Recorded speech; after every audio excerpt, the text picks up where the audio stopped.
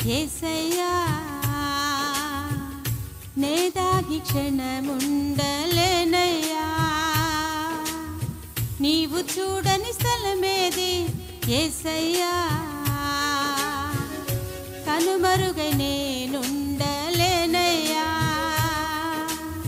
నీవు లేని చోటేది యేసయ్యా నేదాగి క్షణముండలేనయ్యా నీవు చూడని స్థలమేది యేసయ్యా కనుమరుగై నేనుండలేనయ్యా నీవు వినని మనవేది యేసయ్యా నీవు తీర్చని బాధ ఏది యేసయ్యా నీవు వినని మనవేది యేసయ్యా నీవు తీర్చని బాధ ఏది యేసయ్యా నీవుంటే నా వెంట అది చాలయ్యా నీవుంటే నా వెంట అది చాలయ్యా నీవుంటే నా వెంట అది చాలయ్యా నీవుంటే నా వెంట అది చాలయ్యా నీవు లేని చోటేది యేసయ్యా నేదాగి క్షణముండలేనయ్యా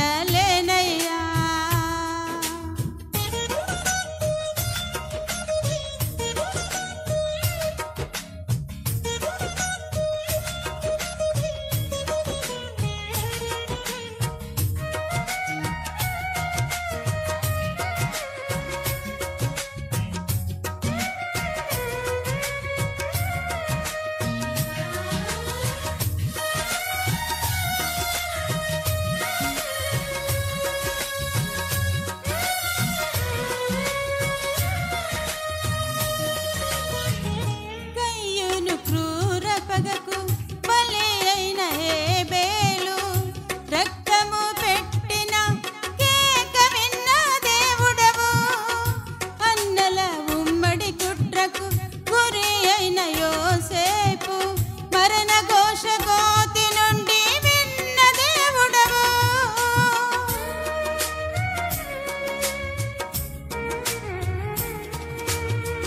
కయ్యూను క్రూర పగకు బలి అయిన హేబేలు రక్తము పెట్టిన కేక విన్న దేవుడవు అన్నల ఉమ్మడి కుట్రకు గురి అయిన యోసేపు మరణ ఘోష గోతి నుండి విన్న దేవుడవు చెవియొగ్గి నా మొరను యేసయ్యా నీవు వినకుంటే నే బ్రతుకలేనయ్యా చెవియొగ్గి నా మొరను యేసయ్యా నీవు వినకుంటే నే బ్రతుకలేనయ్యా నీవుంటే నా వెంట అది చాలయ్యా నీవుంటే నా వెంట అది చాలయ్యా నీవుంటే నా వెంట అది చాలయ్యా నీవుంటే నా వెంట అది చాలయ్యా నీవు లేని చోటేది యేసయ్యా నేదాగి క్షణముండలేనయ్యా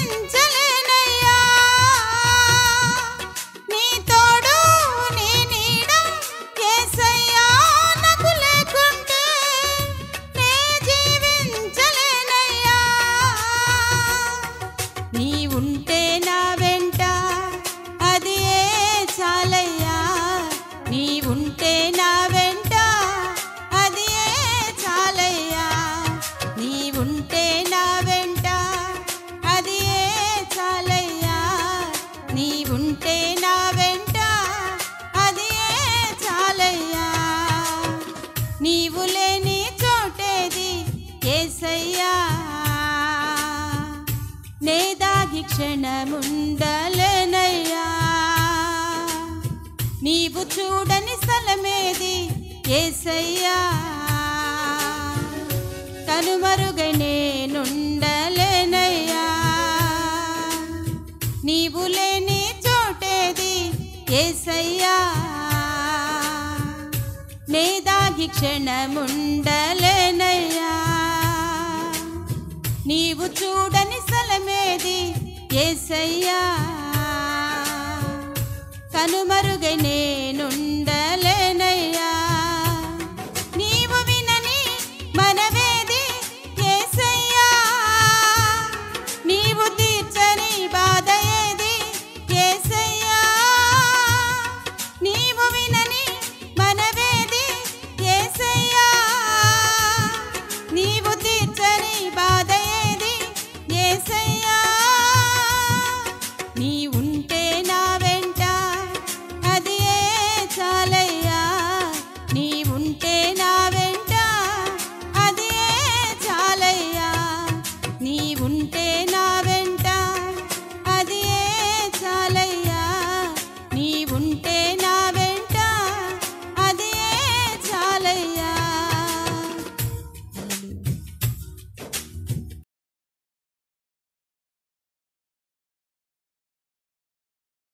కొలస్సీకి రాసిన పత్రిక 1వ అధ్యాయం 22వ వచనాన్ని మనం చదువుకుందాం.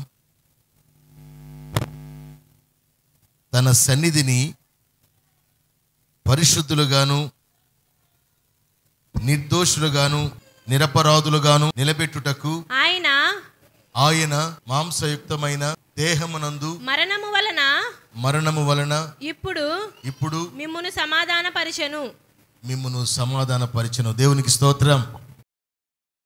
ఆయన సన్నిధికి వచ్చినటువంటి విశ్వాసులైన మీ అందరికీ నా హృదయపూర్వకమైన వందనాలు.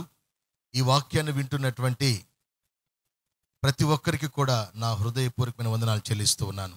దేవునికి స్తోత్రం కరుణగాక. మనమందరం కూడా ప్రభు సన్నిధికి వచ్చి ఆయన్ని స్తుతించి ఆయన వాక్యాన్ని విని మనం వెళ్ళబోతూ ఉన్నాం. వినేటువంటి వాక్యము మనము మన హృదయాల్లో ఉంచుకోగలిగినట్లయితే ఆ వాక్యము 7వ నెలలో మనకు విజయాన్ని ఇస్తుంది, జయాన్ని ఇస్తుంది, ఆనందాన్ని ఇస్తుంది, సంతోషాన్ని ఇస్తుంది. పరలోక సింహాసనాసీనుడైన దేవుడు భూమి మీద ఆయన్ని విశ్వసించినందుకై ఆయన శరీరము రక్తము తిని త్రాగుతూ ఆయన వాక్యానుసారంగా జీవించే వారికి పరలోక సంబంధమైన దీవెనలు, భూ సంబంధమైన దీవెనలు, విశ్వాస సంబంధమైన దీవెనలు మనకు సమృద్ధిగా ఇస్తాడు. నమ్మిన వారు దేవునికి స్తోత్రం చెప్దాం. హల్లెలూయా. దేవాతి దేవుడు దీవెనలు మనకి ఇవ్వాలి అనంటే విన్న వాక్యాన్ని మన హృదయంలో పెట్టుకొని ఆ వాక్య ప్రకారంగా మనల్ని మనం కంట్రోల్ చేసుకుంటూ బ్రతకాలి.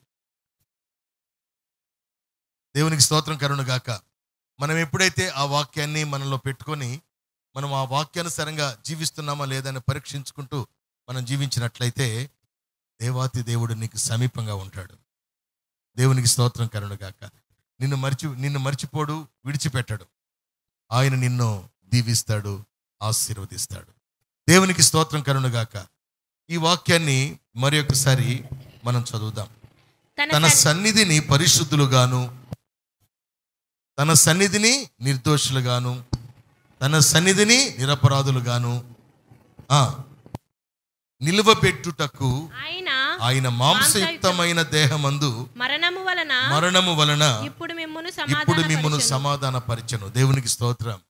ఇక్కడ 3 విషయాలు ప్రభు రాశాడు. నెంబర్ 1, ఆయన సన్నిధిలో మనల్ని నిలబెట్టుట కోసం. నెంబర్ 2, ఆయన దేహమైన మాంసయుక్తమైన దేహమందు ఆయన మరణించే మరణము ద్వారా. నెంబర్ 3, పరిశుద్ధులుగాను నిర్దోషులుగాను నిరపరాధులుగాను నిలబెట్టుటకు సంపూర్ణత మనకు కలుగు చేస్తున్నాడు. దేవునికి స్తోత్రం కలుగునుగాక. ఈ విశ్వాస జీవితంలో ఉండే మనము ఆదివారం సిద్ధపడి ఆయన సన్నిధికి ఎలాగొచ్చామో ఒక రోజున ఈ శరీరాన్ని విడిచిపెట్టి మనము ఆయన సన్నిధిలోనికి వెళ్ళి నిలబడాలి. దేవునికి స్తోత్రం కలుగునుగాక. ఆయన సన్నిధికి వెళ్ళుటకు నిలబడుటకు మనల్ని ఏ రీతిగా ఆయన సిద్ధపరిచాడంటే, ఆయన మాంసయుక్తమైన దేహమందు ఆయన మరణము ద్వారా, ఆయన చిందించిన రక్తము ద్వారా, పొందిన గాయముల ద్వారా, ఆయన చేసినటువంటి త్యాగము ద్వారా మనలను అక్కడ నిలబెట్టుటకు మనల్ని సంపూర్ణులు చేశాడు. ఇప్పుడు ఆ నిలబడేటువంటి ఆ సమయంలో మనము అక్కడికి వెళ్ళాలి అనంటే ఇక్కడ మనం కలిగి ఉండవలసింది ఏంటంటే పరిశుద్ధత, నిరపరాధ తత్వము, నిర్దోషత్వము. వీటిని కలిగి మనం బ్రతకాలి. దేవునికి స్తోత్రం కలుగునుగాక. చాలా మంది విశ్వాస జీవితంలో విశ్వాసులని చెప్పుకుంటూ ఉండేటువంటి వారు ఈ మూడిటిని కలిగి లేకపోతే, పరిశుద్ధత, నిరపరాధ తత్వము, నిర్దోషత్వము, ఈ మూడు లేకుండా విశ్వాసులమని చెప్పుకొని బ్రతికేటువంటి వారు ఎవరైనా కానీ వారు తన సన్నిధిలో నిలబడలేరు. నిలబడటానికి అవకాశం లేదు. ఎందుకంటే మధ్యాకాశము, పై ఆకాశము ఉన్నాయి, క్రిందాకాశము, 3 ఆకాశములు ఉన్నాయి పరిశుద్ధ గ్రంథ ప్రకారంగా. అయితే మనిషికి కనబడుతున్న ఆకాశము, దానిపైన మధ్యాకాశము, దానిపైన దేవుడు నివసించు ఆకాశము, పైన ఆయన సింహాసనాసీనుడై ఉన్నాడు కదా. అయితే మనకు కనబడుతున్న ఆకాశము పైన మధ్యాకాశంలో దురాత్మ సమూహాలు ఉన్నాయంట. ఈ దురాత్మ సమూహాలు మనలను పరిశుద్ధులా కాదా, నిర్దోషులా కాదా, వీళ్ళు యథార్థవంతులా కాదా అని పరీక్షించి పరలోకం వెళ్లకుండా ఆపటానికి వాటికి శక్తి ఉందంట. ఇప్పుడు చూడండి, ఒక పెద్ద నాయకుడిని మనం కలవాలంటే మనం ఫోన్లో మాట్లాడచ్చు, మనం లెటర్ రాసి పంపించవచ్చు, ఒక మెయిల్ పంపించవచ్చు కదండి, ఒక మెసేజ్ పంపించవచ్చు, ఏదైనా చేయొచ్చు. అయితే మనిషిని డైరెక్ట్గా కలవాలంటే మనం డైరెక్ట్గా కలవడానికి వీల్లేదు. మనం ఇంటి దగ్గర నుంచి బయలుదేరి వెళ్ళొచ్చేమో, ఆయన ఇంటి దగ్గరికి వెళ్ళిన తర్వాత ఆయన డైరెక్ట్ కలవలేము. అక్కడ ఉండేటువంటి పోలీసులు ఉంటారు, అక్కడ సెక్యూరిటీ ఉంటారు. ఈ సెక్యూరిటీ తోటి మనము కలిసి వారు అధికారికి చెప్పి పలానా వాళ్ళు వస్తారంటండి పంపించమంటారా అని అడిగితే పంపించండి అని అంటే మాత్రమే మనము ఆ యొక్క అధికారిని కలవగలం. లేకపోతే అక్కడి నుంచి వెనక్కి రావాల్సి వస్తుంది. దేవునికి స్తోత్రం కలుగునుగాక. అవునా కాదండి? అవునా కాదండి? ఇప్పుడు పరలోకం వెళ్ళాలంటే మధ్యాకాశంలో ఎవరున్నారు?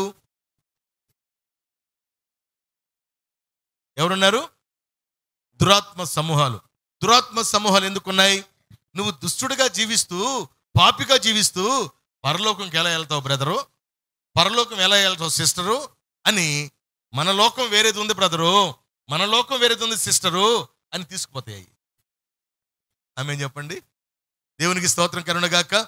ఒకవేళ మనము పరిశుద్ధులుగాను, నిర్దోషులుగాను, నిరపరాధులుగాను, మనం ప్రార్థనా పరులుగాను, ఆయన శరీరము రక్తము తిని త్రాగుతున్న వారిగాను, ఆయన చిందించిన మాంసయుక్తమైనటువంటి దేహములో ఉన్నటువంటి ఆ శరీరమును రక్తమును తిని త్రాగుతూ ఆ రక్తముతో శుద్ధీకరించబడి మనము ప్రభు సన్నిధిలో నిలబడాలి ఒక రోజున అనుకునేటువంటి వారిగా బ్రతుకుతూ బ్రతుకుతూ బ్రతుకుతూ మనం మరణించామనుకోండి, మనలను మధ్యాకాశంలో ఏది కూడా ఆపలేదు. ఆమేన్ చెప్పండి. దేవునికి స్తోత్రం కలుగునుగాక. హల్లెలూయా.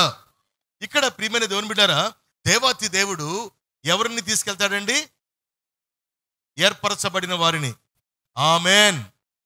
ప్రియమైన దేవుని బిడ్డారా, ఇక్కడ ఎవరెవరు వెళ్తారు అనంటే మధ్యాకాశంలో ఉన్నటువంటి దురాత్మ సమూహంలో ఆపటానికి అనుకూలత లేకుండా ఎవరైతే నిర్దోషులుగా, నిరపరాధులుగా, పరిశుద్ధులుగా ఉన్నారో వీరు మాత్రమే దేవుని ఎదుట నిలబడతారు ఒక రోజున. ఆ స్థితి మనకు కలుగు చేయుటకు దేవుడు తన యొక్క ఉన్నతమైనటువంటి ఔన్నత్యాన్ని విడిచిపెట్టి ఆయన ఊహించినటువంటి ఉన్నతమైనటువంటి ఊహకు ఆయన తగ్గించుకొని రిక్తునిగా చేసుకొని సామాన్యుడిగా వచ్చి మన కొరకు తన ప్రాణమును పెట్టాడండి. తన మాంసయుక్తమైన దేహమందు మన కొరకు ఆయన త్యాగమయ్యాడండి. ఎందుకో తెలుసా? మనలను ఆయన సన్నిధిలో నిలబెట్టుట కొరకు. దేవునికి స్తోత్రం కలుగునుగాక. నిలబడేటువంటి మనము అది ఎప్పుడో తెలియదు కానీ ఒక టైం ఇచ్చాడు మనుషునికి భూమి మీద 80 సంవత్సరముల ఆయుష్ అని.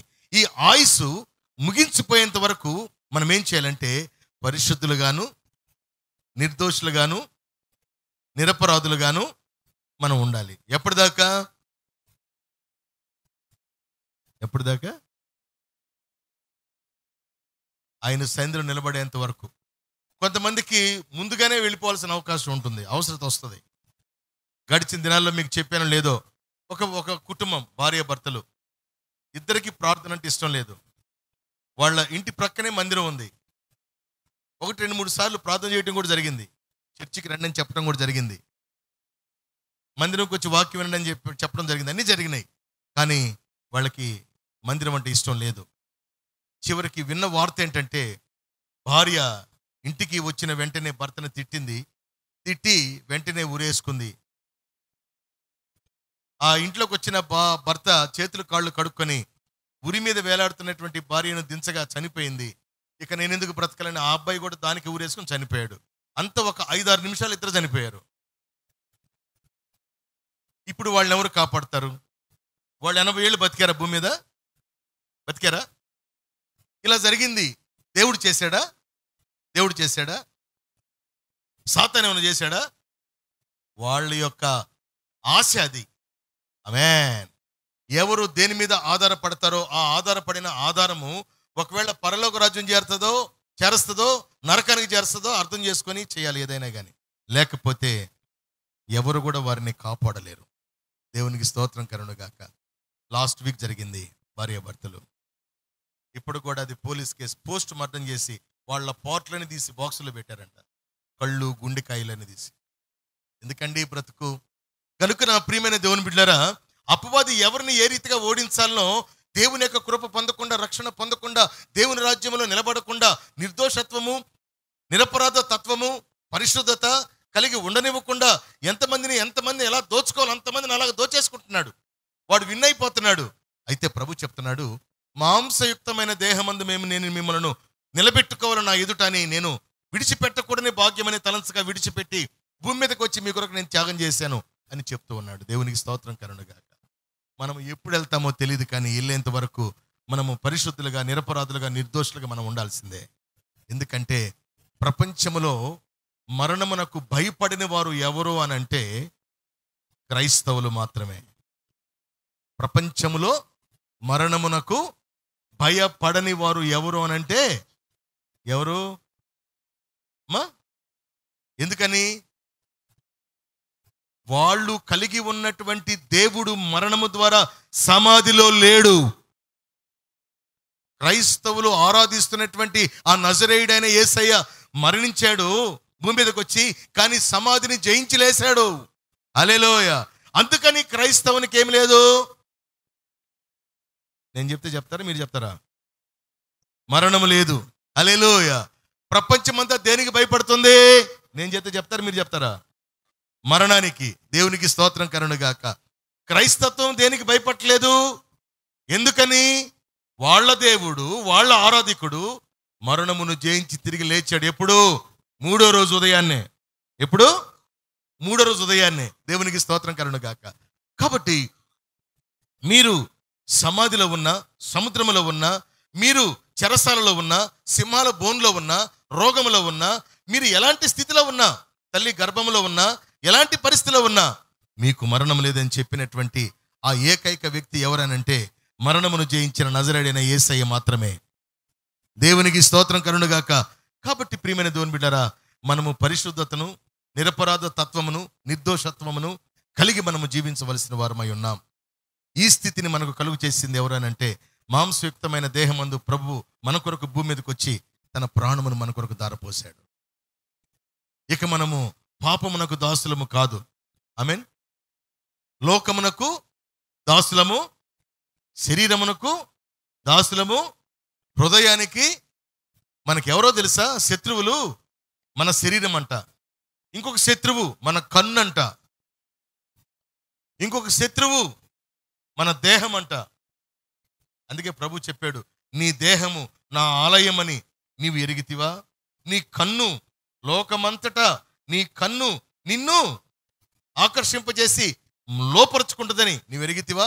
నీ నాలుక పాప ప్రపంచమని తెలుసా? నీ నాలుక నన్ను స్తుతించేదిగా ప్రతిష్ఠించుకున్న తర్వాత నీ నాలుగుతో అబద్ధములు, నీ నాలుగుతో ఇచ్చకములు, నీ నాలుగుతో కాని మాటలు, నీ నాలుగుతో అపవిత్రమైన మాటలు మాట్లాడకూడదు. మనిషిని అపవిత్రపరిచేది కన్ను, దేహము, నాలుక, హృదయం అంట. ఇవి పరాయియా నీ సొంతమైనయా? నీ నాలుగు పరాయిదా నీదేనా? నీ కన్ను నీదేనా పరాయిదా? నీ దేహం నీదేనా పరాయిదా? నీ హృదయం నీదేదా పరాయిదా? మనం నాశనం చేసేది ఏంటి? పరాయ్యా మనయ్యానా? చెప్పండి, అందరూ చెప్పండి. మంచి పేరు తెచ్చుకోవటం చాలా కష్టమంట, చెడ్డ పేరు తెచ్చుకోవటం చెప్పండి చాలా ఈజీ అంట. ఇప్పుడు మంచి పేరు తెచ్చుకోవాలంటే ఏం చేయాలి? నాలుకను కట్టుకోవాలి. మంచి పేరు తెచ్చుకోవాలంటే ఏం చేయాలి? కళ్ళను కట్టుకోవాలి. మంచి పేరు తెచ్చుకోవాలంటే ఏం చేయాలి? హృదయాన్ని కట్టుకోవాలి. మంచి పేరు తెచ్చుకోవాలంటే ఏం చేయాలి? శరీరాన్ని కట్టుకోవాలి. అప్పుడు దేవాతి దేవుడు అంటాడు, నేను భూమి మీద నా రాజ్యమునకు తీసుకొని పోవుటకు మంచి వారిని వెతుకుచుంటిని, వారందరూ దారి తొలగి బొత్తిగా చెడి ఉన్నందున వారు రక్తములో కడగబడినప్పటికీ కూడా మరల అపవిత్రులైరి. అంటే కొంతకాలం మంచోళ్ళుగా బ్రతికి కొంతకాలం చెడ్డోళ్ళుగా బ్రతుకుతారు. కొంతకాలం ఏమో ఒక 1 వీకో, ఒక 1 మంతో, ఒక 1 ఇయరో, లేదా ఒక 5 సంవత్సరాలు ప్రార్థన ప్రార్థన ప్రార్థన, స్తోత్రం స్తోత్రం స్తోత్రం అంట బ్రతికి, దాని తర్వాత త్రాగుడు త్రాగుడు, పేకాట పేకాట, అబద్ధాలు, బూతులు, లంచాలు, మోసాలు అంట బ్రతికి మరలా ఫస్ట్ సండే వస్తే ప్రార్థన ప్రార్థన. దేవునికి ఇది కుదరదండి. దేవునికి స్తోత్రం కరుణ గాక. కాబట్టి ఇక్కడ దేవాతి దేవుడు మనకు సిద్ధపరిచినటువంటి జీవితాన్ని ఎప్పుడైతే మనము ఈ యొక్క జీవితాన్ని దాటిపోయేంత వరకు ఈ పరిశుద్ధతను, యథార్థతను, నిరపరాధ తత్వమును కాపాడుకుంటూ మన 80 సంవత్సరాల కాలమును దాటేంత వరకు మనం వీటిని కాపాడుకుంటూ ఆయన మాంసయుక్తమైన దేహమందు కడగబడినటువంటి, శుద్ధీకరించబడినటువంటి ఆయన శరీరము రక్తము ప్రతి మాసము తీసుకుంటున్నటువంటి మనము ఎలాగూ బ్రతకాలి అనేటువంటిది మనకు తెలుసు కనుక అలాగ బ్రతుకుతూ పోయిన తర్వాత మనము దేవుని సన్నిధిలో నిలబెట్టబడిన తరువాత ఆయన మనలను గణపరుస్తాడంట. ఎలా గణపరుస్తాడో ఒకసారి చదవండి. ప్రకటన గ్రంథం 3వ అధ్యాయం 11వ వచనం. ప్రకటన గ్రంథం 3వ అధ్యాయం 11వ వచనం. 3:11.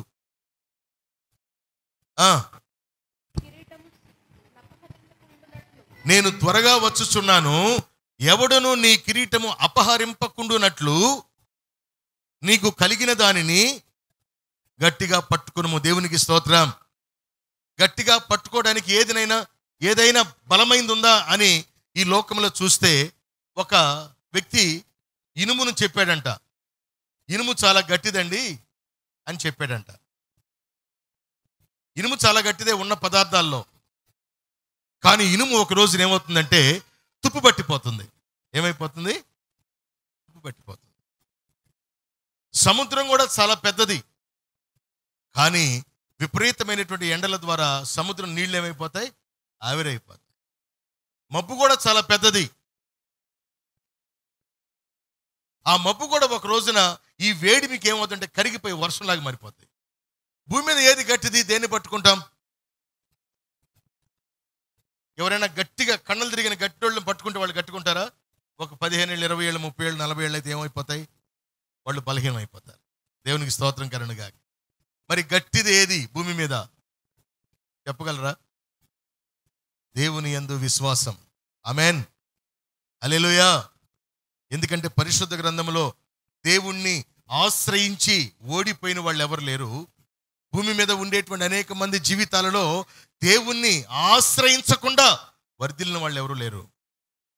భూమి మీద ఎవరైనా వర్ధిల్లేరు అని అంటే వాళ్ళ క్రమశిక్షణ, వాళ్ళ భయభక్తులు, వాళ్ళ పవిత్రత, వాళ్ళ యథార్థత, వారి యొక్క నింపుదల, వారి యొక్క విధానం అంతా కూడా కరెక్ట్గా ఉంటే ఎంతో కొంత వాళ్ళు వర్ధిల్లుతారు.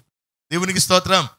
జీవితమును విలువలేందిగా మనం కానీ భావిస్తూ మనము దేవాతి దేవునికి ఇవ్వవలసినటువంటి ముఖ్యత ఇవ్వకుండా, దేవాదేవుడు అనేటువంటి ఆయన ఎక్కడ కనబడుతున్నాడులే, ఆయనకి ముఖ్యత్వం ఇవ్వటానికి, ఆయన సాక్షాత్తు కనబడి మాట్లాడితే ఆయనకి ముఖ్యత్వం ఇస్తానే కానీ ఆయన కనబడకుండా మాట్లాడకుండా ఉంటే నేనేం ముఖ్యత్వం ఇస్తాను అనుకునేటువంటి వారికి వారి జీవితాలలో దేవుని యొక్క శక్తి, దేవుని మీద విశ్వాసంకు తగినటువంటి దేవుని కాపుదల కార్యాలు వారు అనుభవించలేరు.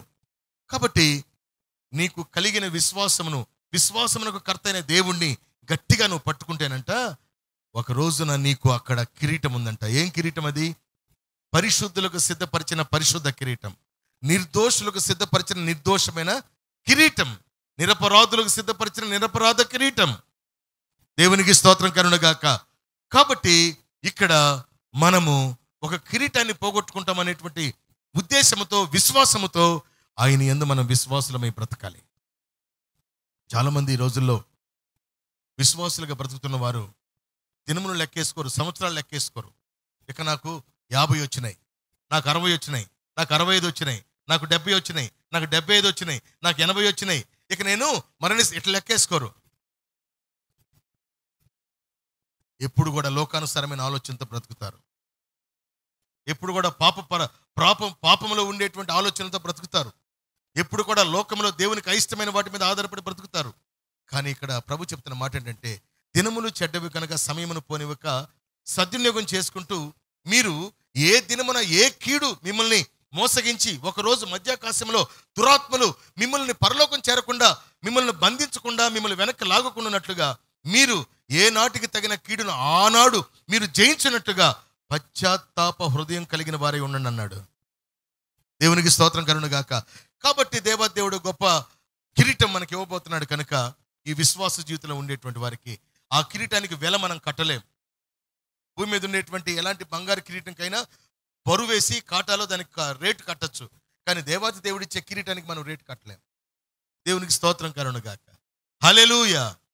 అది భూమిలో దొరికిన కిరీటం కాదు, భూమిలో నుంచి తీసినటువంటి బంగారు కాదు, అది పరలోకంలో చేయబడినటువంటి కిరీటం. దేవునికి స్తోత్రం కలుగును గాక. ఈ కిరీటమును మనము ధరించుకున్నటకు గాను ఇక్కడ మాంసయుక్తమైనటువంటి ఆయన దేహమందు, ఆయన రక్తమందు మనము కడగబడి ఉన్నాము, దాన్ని తిని త్రాగుతున్నాము గనక నిర్దోషులుగాను, నిరపరాధులుగాను, పరిశుద్ధులుగాను మనము బ్రతకవలసిన వారమై ఉన్నాము. ఈ లోకంలో అనేకులు దేన్నైతే ఆరాధిస్తున్నారో, దేన్నైతే నమ్ముతున్నారో, అది ఒకవేళ దైవత్వం కాకపోతే నీవు దాన్ని నమ్మకూడదు. నీ కొరకు మాంసయుక్తమైనటువంటి దేహముతో చిందించబడకుండా, సమర్పించబడకుండా, నీ మీద ఉండే ప్రతి పాప దోషమంతటిని కూడా ఆయన భరించి నిన్ను విమోచించేటువంటిదిగా లేకుండా ఏదైనా ఉండి దాన్ని లోకం వెంబడిస్తుంటే దాన్ని నువ్వు వెంబడించకూడదు. నీకైతే ఏదైతే నిన్ను విమోచించిందో దాన్ని నువ్వు వెంబడించాలి. ఎప్పటి వరకు అంటే భూమి మీద నీకు ఇచ్చిన ఆయుష్కాలం ముగిసిపోయేంత వరకు. దేవునికి స్తోత్రం కలుగును గాక. ఎప్పుడైతే నువ్వు అలా ఉంటావో నీ ప్రతి అవసరత ప్రభువు తీరుస్తాడు. మాట వినని వారిని నేను దీవిస్తాను అని బైబిల్ మొత్తంలో ఉందండి. బైబిల్ మొత్తంలో పరిశుద్ధ పరచబడినటువంటి వారు పాపములో ఉన్న ఎడల నేను దీవిస్తాను అని బైబిల్ ఉందండి. ఉందా? మరి చాలా మంది ఎందుకండి ఈ రోజుల్లో బాప్తిసాలు తీసుకుని పాపాలు చేస్తున్నారు? ఆలోచించాలి కదండి. ఒకవేళ వాటిలో మనం ఉన్నామా? లేమా? నరుని మాట అవునంటే అవును, కాదంటే కాదన్నట్టుగా ఉండాలంటండి. మన మాట ఎలా ఉండాలండి? నువ్వు చెప్పకూడదు నేను అబద్ధం ఆడినండే, నువ్వు చెప్పకూడదు. 100 మంది వచ్చి నీ పక్షంగా మాట్లాడారు, వాళ్ళు అబద్ధం ఆడేవాళ్ళు కాదని. అలా చెప్పగలుగుతారా మన గురించి? చిన్నదానికి భర్త మీద పోలీస్ కేసు పెట్టే భార్యలు ఉన్నారు. చిన్నదానికి భార్య మీద పోలీస్ కేసు పెట్టే భర్తలు ఉన్నారు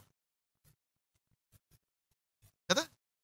ఇక్కడ నా ప్రియమైన దేవుని బిడ్డారా, మన నిమిత్తమై అనేకులు ఏం చెప్పాలి? వాళ్ళు అబద్ధమాడు ప్రజలు కాదు. ఆమేన్. వాళ్ళు ఎవరండి?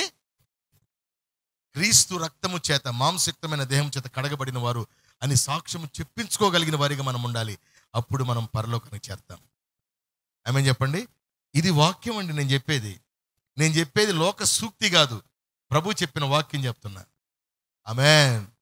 లోక సూక్తులు కాదు నేను చెప్పేది, ప్రభు వాక్యమే చెప్తున్నాను.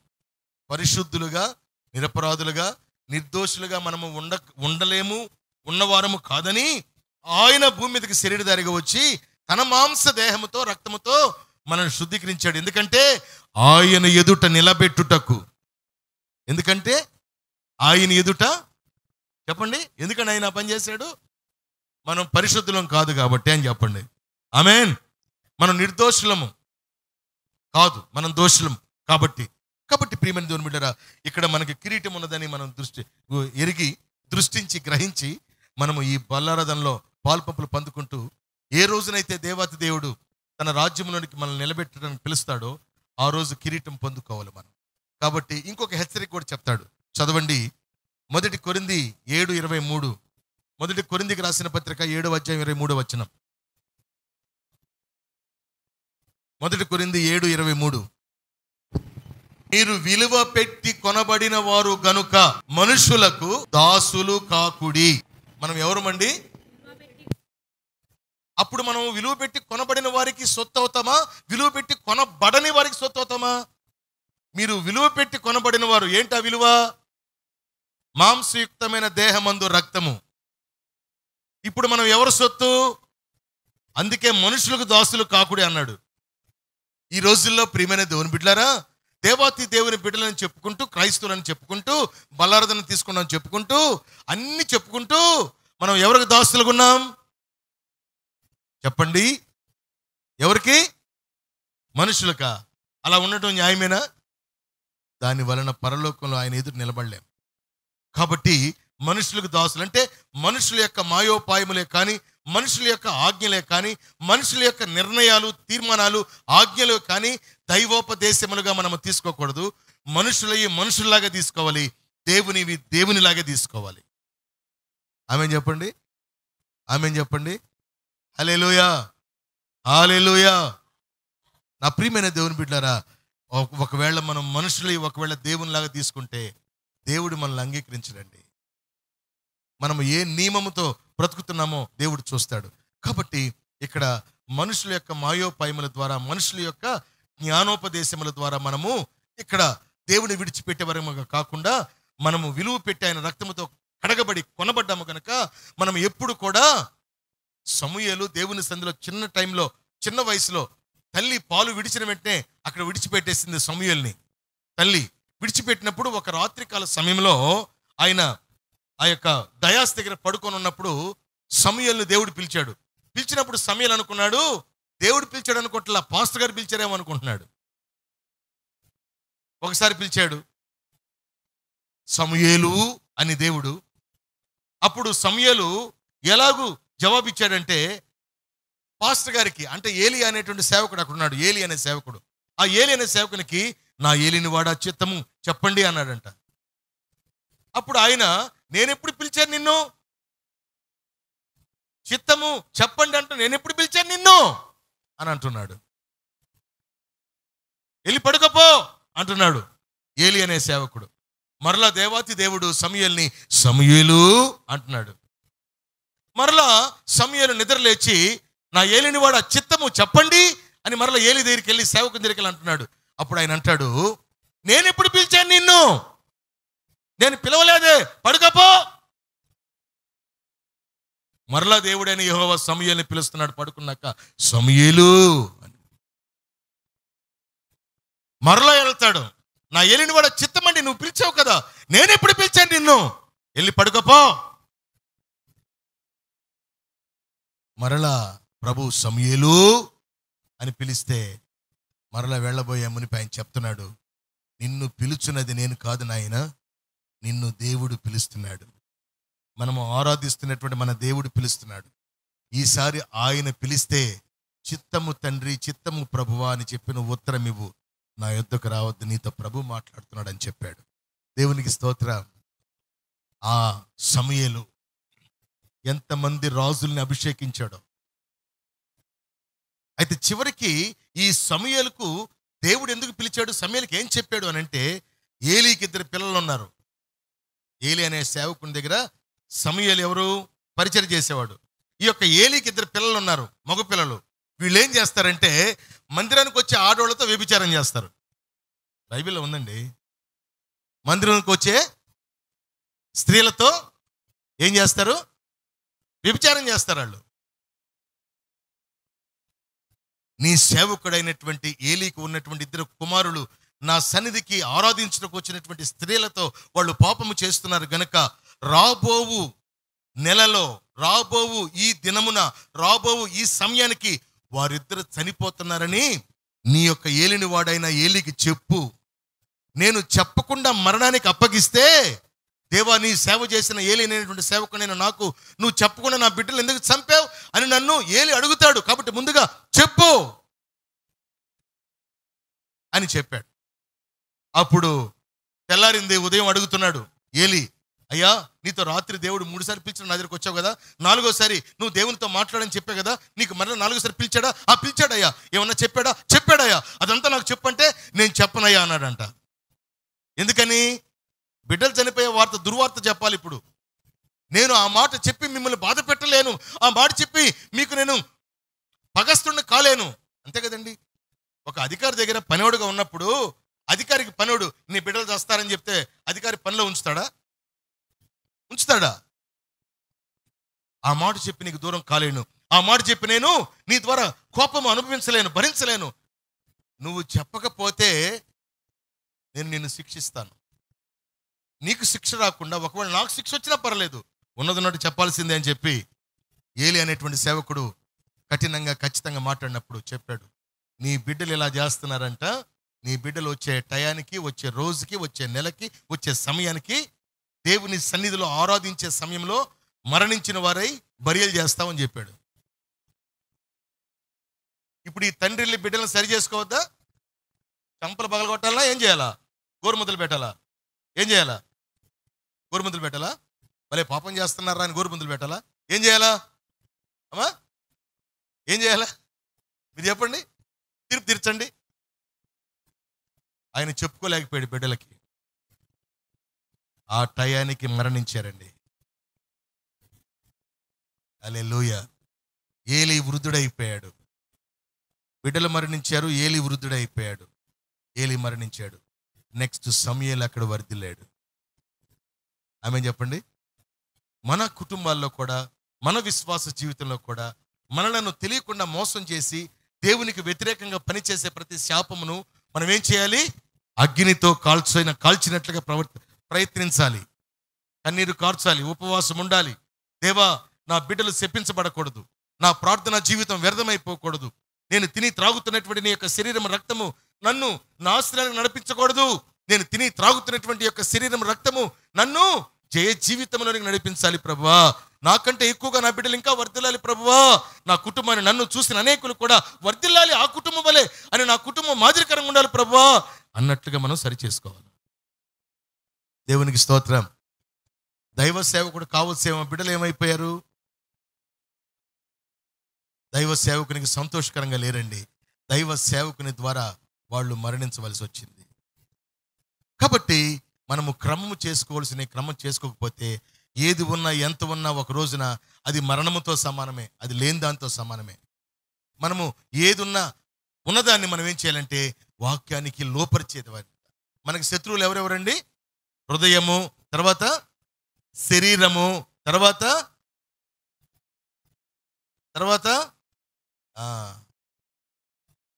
దేవునికి స్తోత్రం కరుణగాక. ఆదాము పరిశుద్ధుడే, కానీ ఆదామును అపవాది మరణానికి అప్పగించడానికి ఏం చేసిందంటే అవ్వ ద్వారా ఆదామును మోసగించింది. అవ్వ ఎందుకు అపవాదికి దొరికింది అదునుగా అనంటే, అవ్వ ఒంటరిగా ఉన్నప్పుడు ప్రార్థన చేస్తే పోయిండేది. ఒంటరిగా ఉన్నప్పుడు అందాన్ని చూస్తుంది. అందమును వెతుక్కుంటూ అందమును ఆస్వాదించడానికి ఒంటరిగా వెళ్ళింది కనుక ఆ అందములో అపవాది ప్రవేశించి ఆ అందములో తృప్తి ఉందని చెప్పి ఆశ చూపించి తనను ఆ ఆశలో నింపి తర్వాత దాని ద్వారా తన భర్తను ఆకర్షించింది.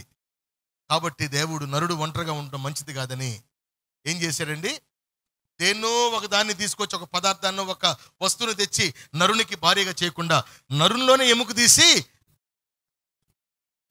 దేవునికి స్తోత్రం కరుణగాక. ఈ ఎముక ఎక్కడ ఉండాలి? ఇప్పుడు ఒకవేళ బయటికి తీయబడిన ఎముక ఎక్కడ ఉండాలి? నరుని హత్తుకొని ఉండాలి. ఆమేన్. నరుని హత్తుకొని ఉండాలి. మీరు ఎక్కడికి వెళ్ళినా భార్య భర్తలు కలిసి వెళ్ళాలి. ఆమేన్ చెప్పండి. భర్త వేరుగా భార్య వేరుగా వెళ్ళారనుకోండి, కుటుంబం ఏమైపోద్ది? చెప్పండి, కుటుంబం ఏమైపోద్ది? దోచుకొనబడుతుంది. దేవునికి స్తోత్రం కరుణగాక. భర్త వేరుగా భార్య వేరుగా ఉంటే కుటుంబము అపవాది చేత దోచుకోబడుతుంది.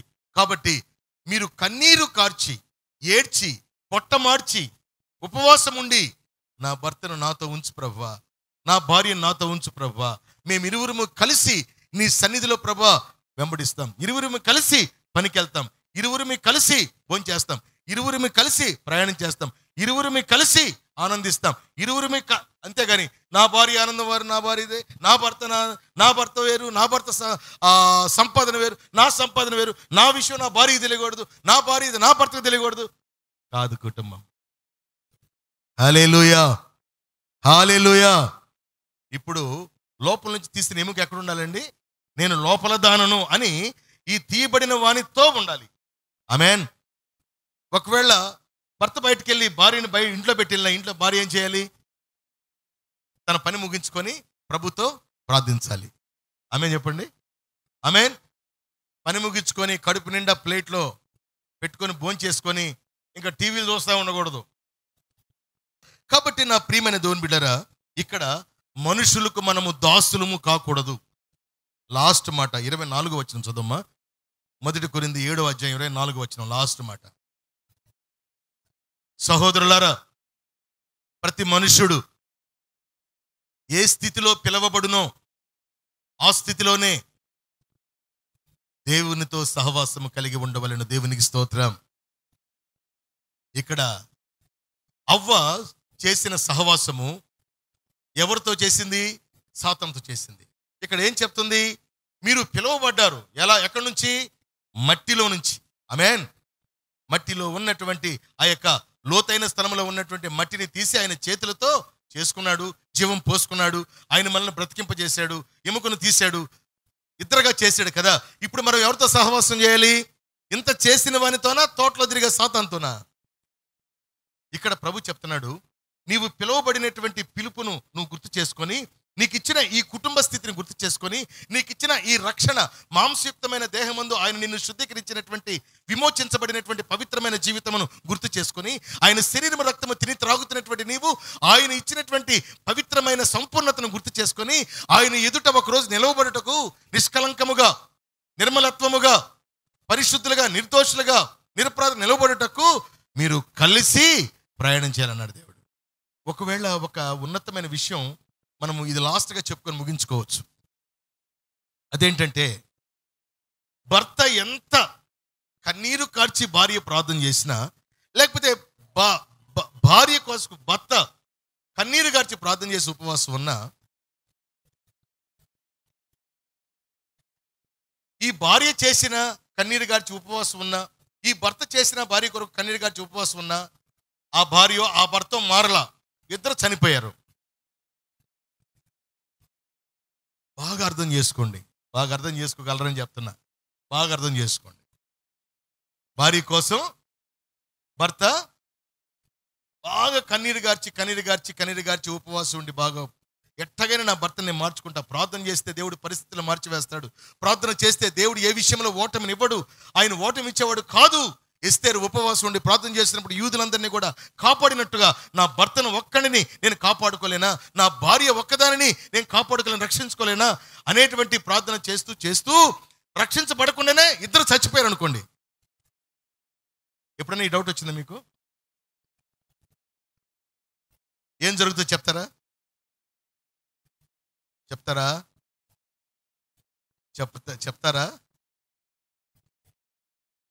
ప్రియ దేవుని బిడ్డలారా, బైబిల్లో ఒక చక్కటి జవాబు ఉంది.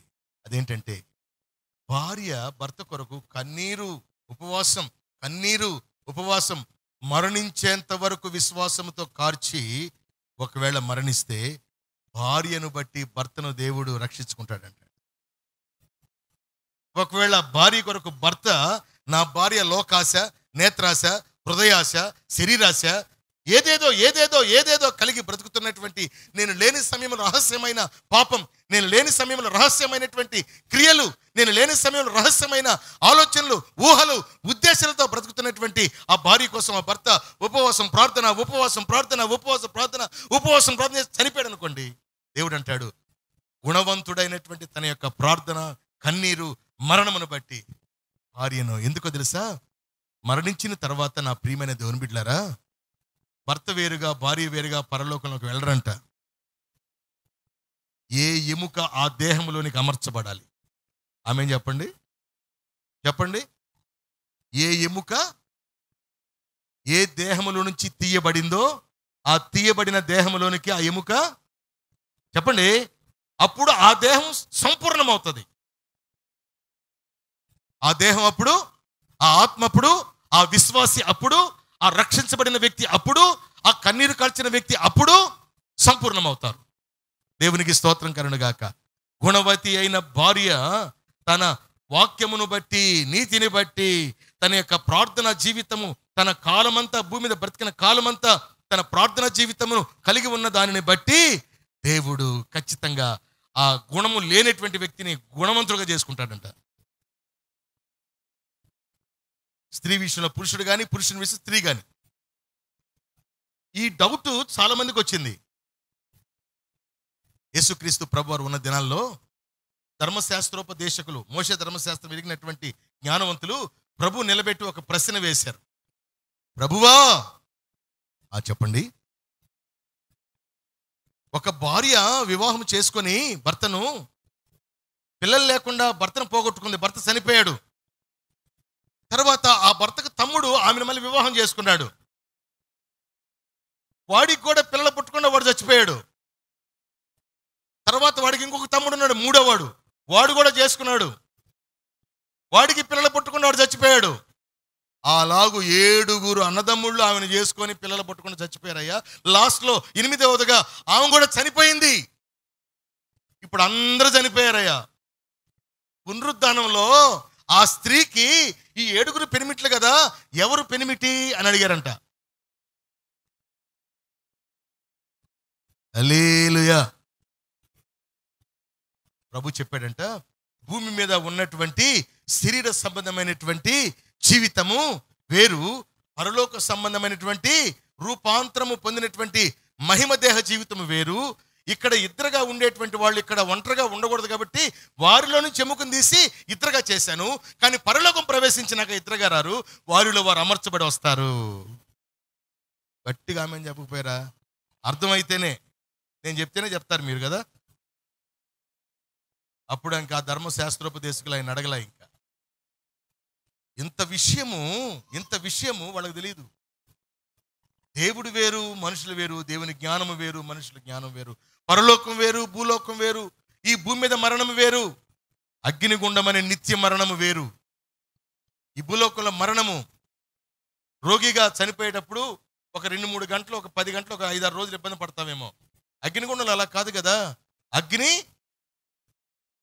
ఆరదు, ఆత్మ చెప్పండి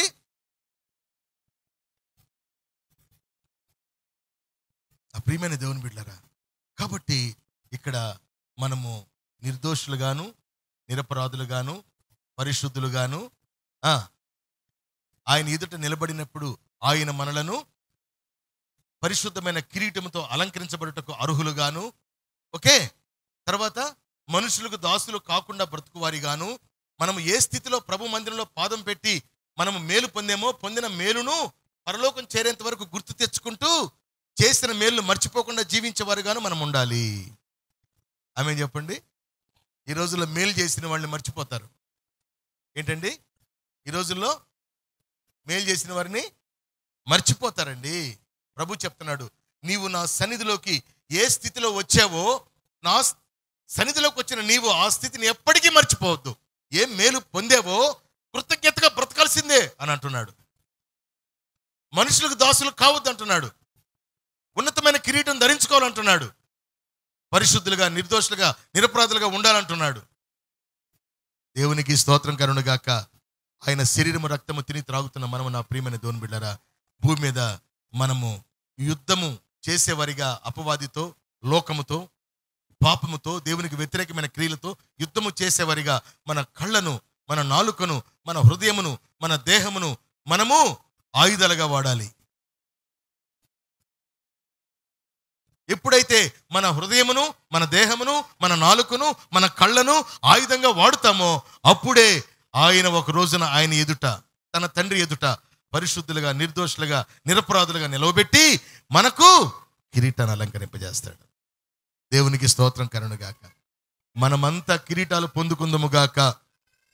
అంటే దేవుని యొక్క బిడ్డలైనటువంటి వారికి దేవుడు ఇస్తుంది ఏంటంటే, ఆయనకు తండ్రి అయిన దేవుడు భూమిని జయించి, అపవాదిని ఓడించి, పరలోకం మరణమును జయించి, సమాధిని తెరుచుకొని పరలోకం వెళ్ళినటువంటి యేసుకు తండ్రి అయిన దేవుడు ఏ కిరీటం పెట్టాడో అదే రీతిగా మనము కూడా పాపమును జయించి, అపవాదిని జయించి, అవివేకమును జయించి, మోసమును జయించి మనం పరలోకం చేరిన తర్వాత ప్రభు యొక్క రక్తము ద్వారా మనము నిర్దోషులుగా, పరిశుద్ధులుగా, నిరపరాధులుగా మనం ఆయన సన్నిధికి వెళ్ళాం గనక అలాంటి కిరీటాలు మనకి పెట్టబడతారు. మనమంతా కూడా ప్రభు ద్వారా పరలోకము రాజ్యములో ఆయన బిడ్డలుగా ఉంటాం. ఆమేన్ చెప్పండి. మనకి 2 బిడ్డలు 3 బిడ్డలు ఉన్నారనుకోండి, ఒకళ్ళని తక్కువగా చూస్తామా, ముగ్గురిని సమానంగా చూస్తామా? మనలందరినీ కూడా ప్రభు వలె తండ్రి అయిన దేవుడు సమానంగా చూచునుగాక. హల్లెలూయా. అవునుగాక అని చెప్పండి. ప్రభుతో సమానముగా తండ్రి మనను చూసునుగాక. ఆమేన్ చెప్పండి. ప్రభుతో సమానముగా తండ్రి మనలను పరలోకములో చూచునుగాక. ఆమేన్. ప్రభువుకి ఏ కిరీటం ధరింప చేశాడో మనకు కూడా అదే కిరీటము ధరింపజేయునుగాక. ఆమేన్ చెప్పండి. నా కిరీటమును ఎవరు అపహరించకుండా నన్ను నేను కాపాడుకుందునుగాక. ఈ లోకములో అనేకులు నేత్రముల ద్వారా, నాలుక ద్వారా, హృదయము ద్వారా, శరీరము ద్వారా అపవిత్రపరచబడుతున్నటువంటి వారిగా ఉన్నారు. బాప్తిసం తీసుకొని బలలో చేవేస్తూ కూడా అలాంటి వారిగా కాక, నేను ఎప్పుడు వెళతానో వెడిలిపోతానో తెలియదు కనుక పోయేంత వరకు నన్ను నేను జాగ్రత్త చేసుకుంటాను. ఆమేన్. ఆమేన్ చెప్పండి. నా భర్తను కూడా నేను పరలోకం తీసుకెళ్తాను. ఆమేన్ చెప్పండి. నా భార్యను కూడా పరలోకం తీసుకెళ్తాను. ఆమేన్ చెప్పండి. మేము ఒంటరిగా ఒకవేళ ఐక్యత లేకపోయినా నా కన్నీటి ప్రార్థన, ఉపవాస ప్రార్థన నా కడవరి దినము వరకు నేను విడిచిపెట్టను. ఆమేన్ చెప్పండి. దేవునికి స్తోత్రం కలుగునుగాక. ఈ భూమి మీద బ్రతుకుతున్న మనమంతా కూడా పరిశుద్ధులుగా, నిర్దోషులుగా ఉందముగాక. దేవుడు తన పరిశుద్ధమైన వాక్యాన్ని మన పక్షంగా నెరవేర్చునుగాక. నెరవేర్చుకున్నటకు మనము నిత్యము ఆయన్ని హత్తుకొని పెనవేసుకుని జీవించుదుముగాక. ఆయన మనలను ఆయన ఎదుట నిలువబెట్టుకొని ప్రభువుకు వలె మన కిరీటమును ధరించి ఆయన సింహాసనం ఎదుట, ఇరుగో నా కుమారుని రక్తము ద్వారా, మాంసయుక్తమైన దేహము ద్వారా నిర్దోషులు, నిరపరాధులు, పరిశుద్ధులని తండ్రి ఎదుట కుమారుడు గణపరచబడునుగాక. తండ్రి రాజ్యములో మన ద్వారా గొప్ప స్తుతి ప్రభావము అక్కడ ఆయనకి మహిమగా మారునుగాక. లేచి నిలబడదాం, ప్రార్థన చేద్దాం.